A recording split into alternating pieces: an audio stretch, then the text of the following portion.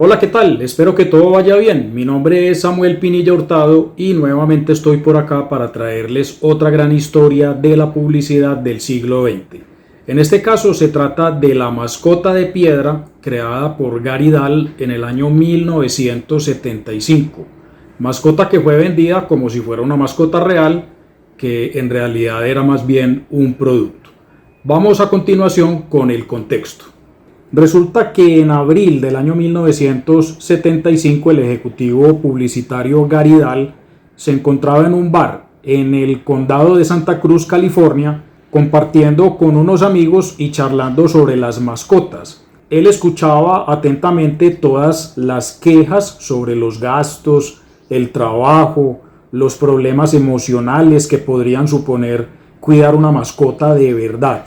Gary entonces bromeó y les dijo que la mascota ideal era una mascota de piedra. No había que alimentarla, ni pasearla, ni bañarla, ni peinarla, ni peluquearla. No había que hacerle absolutamente nada. Por lo tanto, era una mascota fácil de tener.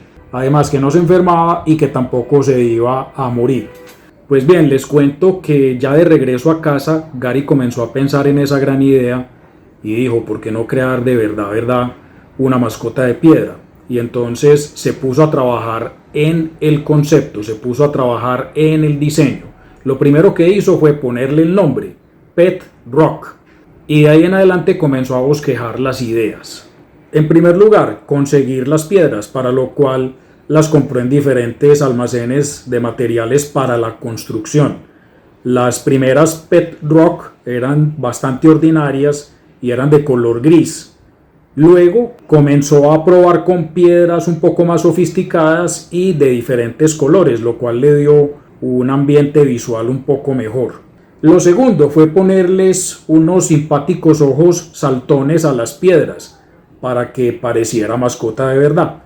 Lo tercero fue diseñarles una cama, para lo cual consiguió paja y la armó manualmente en forma de nido de pájaro.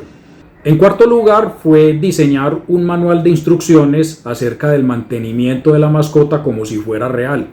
En ese manual habían palabras bastante curiosas, habían chistes, habían bromas y realmente pues ese era como el producto como tal, el manual de instrucciones. Tenía 32 páginas y se titulaba El cuidado y entrenamiento de tu Pet Rock.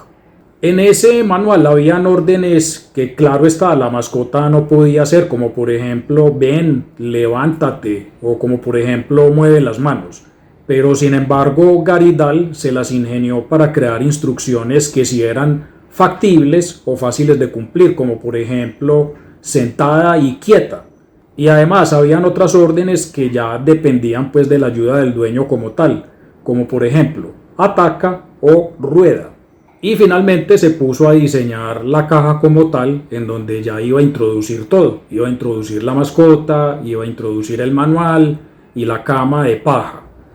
A esa caja le diseñó unos orificios para que supuestamente esta mascota real pudiera respirar. Y bueno, en cuanto a la inversión publicitaria, a la inversión ya de producción de la caja y de la piedra como tal en forma de mascota, pues fue casi nula. Vamos a mirar estos datos. Para la caja y el manual aprovechaba los trabajos de impresión que sus clientes le pedían para meterlos en las partes donde existía la pérdida de cartón y de papel. De esta manera el trabajo fue meramente manual porque requería solamente de recortar, doblar y pegar. En cuanto a las piedras, le costaba solo 1 centavo por cada una de ellas y en cuanto a la paja, era casi que gratuita. Con esta idea, Gary ganó mucho dinero, más de $1,5 millones, comprendidos entre más o menos los meses de julio y de enero del año 1976, siendo el mes de diciembre del 75 el mes que mejor le fue porque la gente compraba la Pet Rock como regalo de Navidad. Con el dinero que ganó, compró un bar en el centro de Los Gatos, California, llamado irónicamente Carrie Nations. Pero tras muchas dificultades, no le fue como muy bien con el negocio, se vio obligado a venderlo al cabo de 8 meses. Ya después de eso y ya con la fama adquirida con el negocio de las piedras mascota, pues entonces ya se propuso más bien a conseguir un trabajo como publicista en las agencias de publicidad.